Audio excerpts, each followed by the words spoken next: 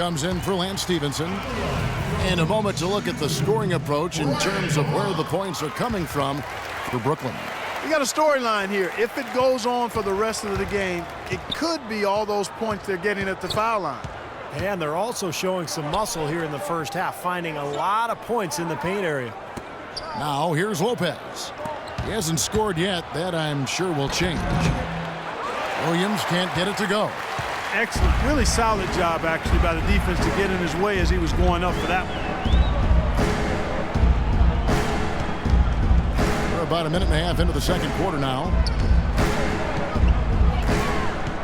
And Roberts kicks to Covington from deep. That one's good, and the Brooklyn lead is cut down to 3 on the bucket from Henderson. You know, when he gets rolling, guys, he can be an absolute handful to have to deal with. And right now, he is rolling strong. Now here's Williams. 18 points for him. Lopez passes to Williams. Shot by Jack. Wide open, and not sure what he was thinking there. Charlotte has gotten both of their three-point attempts to go down here in the second quarter. And Roberts kicks to Covington. Here's Bogut, and the rebound paying off as they pick up 2 on the second chance bucket right there. Guys, he's actually indefatigable. He never gives in, never gives up on a play, and that's what it takes to be a great offensive rebounder. He's got to be relentless. Now a timeout called by Brooklyn. Last season, Andrew Bogut was able to say that he was the healthiest he's been in years. And that might not seem like much, but it makes a huge difference for him to be at full strength.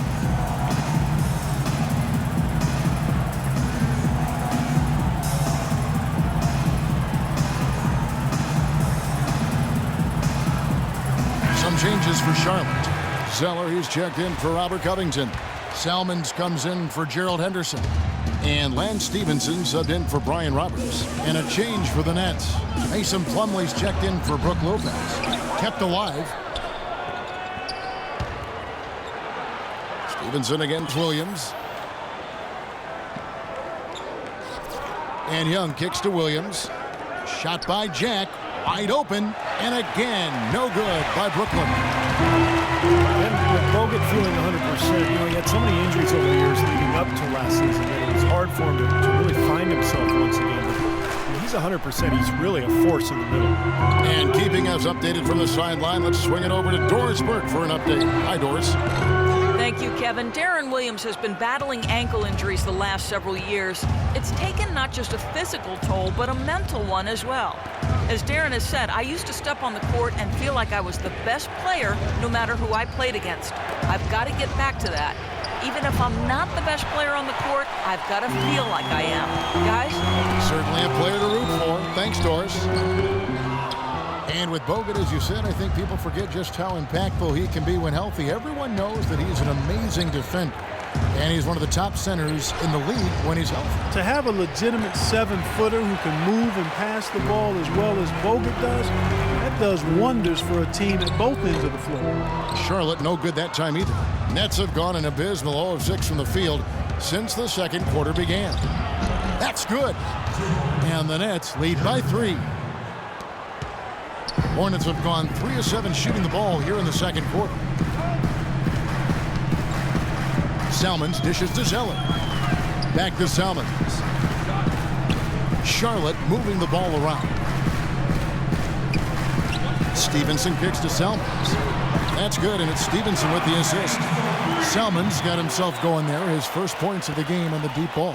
Brooklyn's gone 0 of 3 from beyond the arc to start the second quarter. Plumlee sets the pick for Jack. There's the dish to Jefferson. Young with no one around.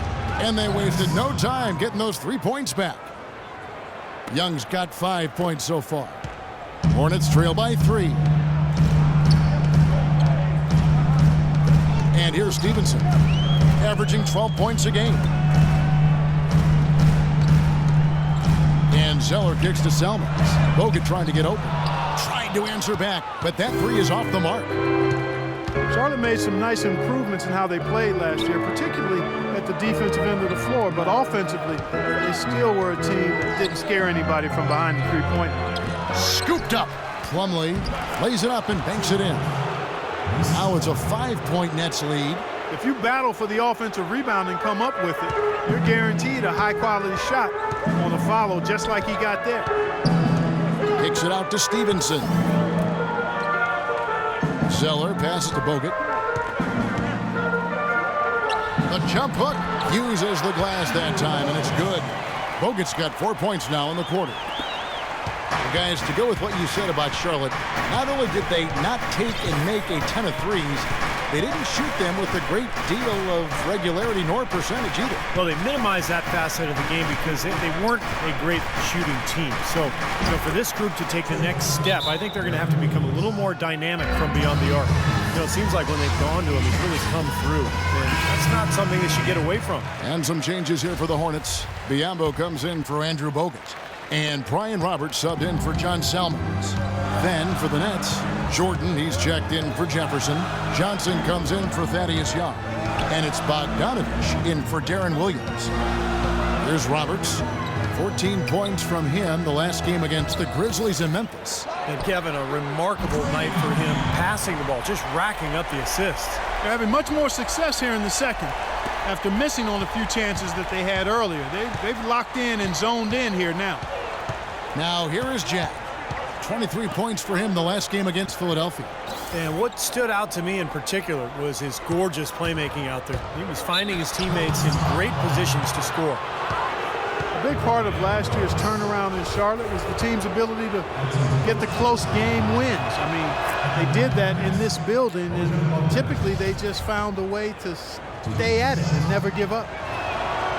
And for Charlotte, guys, a lot of their 25 home wins were very close games, but they fought it out. Yeah, if you actually look at their point differential at home, you wouldn't think they were very good in this building, but they came up clutch and won a lot of close games down the stretch last year.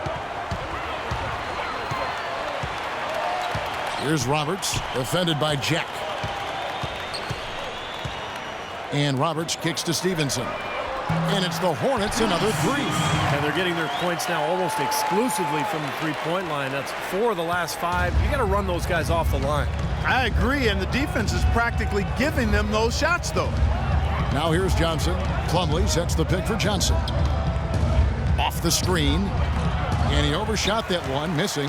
Rebounds are split just about down the middle in this game, Clark. I'd venture to guess whichever team is able to maintain that energy level on the glass will have the upper hand the rest of the way. And Roberts kicks to Stevenson. Chance there to take the lead, missing. Johnson against Stevenson. The pass to Bogdanovich. That's good, and it's Johnson with the assist. Johnson's got 3 assists in the game. Hornets trail by 3. On the wing, Green. Back to Stevenson. He kicks it to Roberts. And he hits it to tie the game up.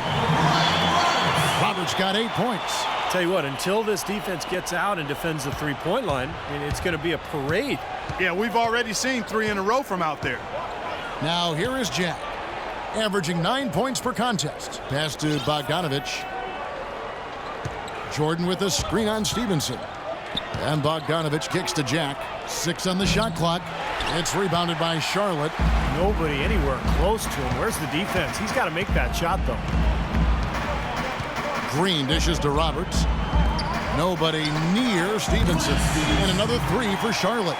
That's now a dozen straight points coming off wide open three-pointers. You know what it looks like to me out there, guys? I mean, it looks like All-Star Weekend out there. We know how much defense is played there. It's actually defense during the All-Star Weekend, no D. Johnson attacking. Shot by Jack. Wide open. Misses the 3. And it seems like nothing is falling for him this quarter. He's really out of his rhythm. Kicks to Stevenson. Dishes it to Green. Back to Stevenson. Nice pass in here by Charlotte. Shot by Roberts, no good. Tell you what, we haven't seen them be as aggressive driving the lane and drawing fouls in this quarter, but so far it hasn't cost them on the scoreboard. And I think part of the reason it hasn't cost them is they went at them hard in the first quarter, and now they're picking them apart a little bit from the outside. I don't think they can get too comfortable out there, though, or the lead could start to dissipate.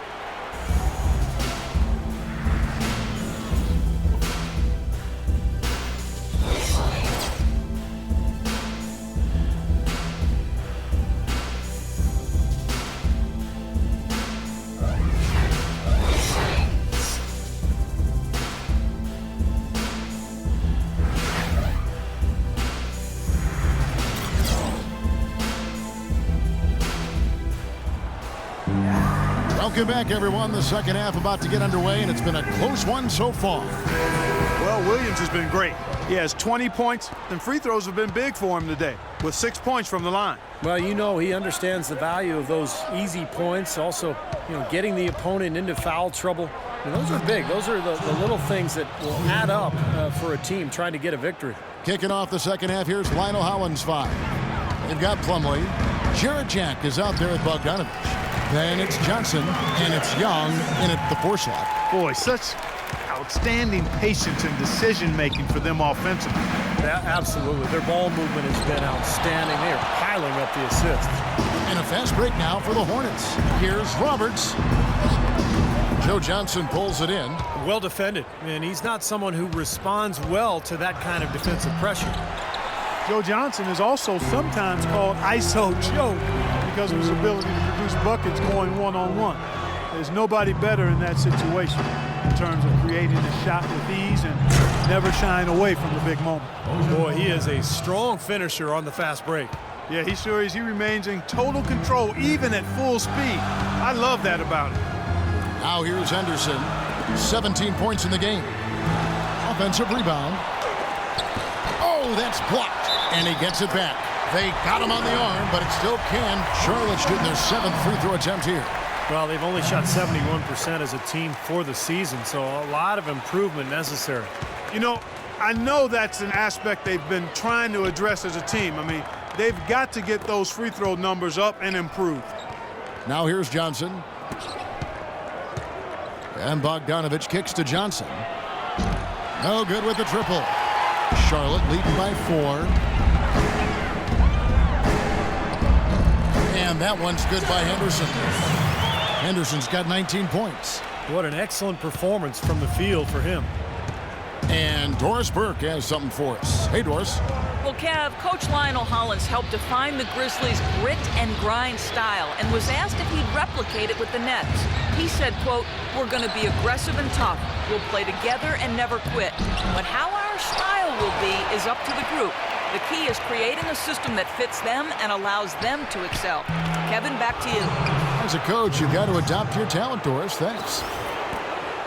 For Charlotte, they've gone 3 of 7 on field goal attempts here in the second half. Oh, look out!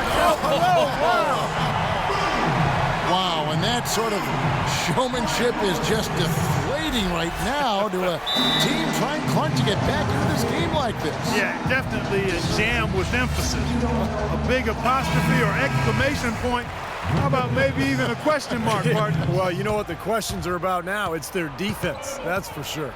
Brooke Lopez is checked in for Brooklyn. Williams comes in for Jarrett Jack.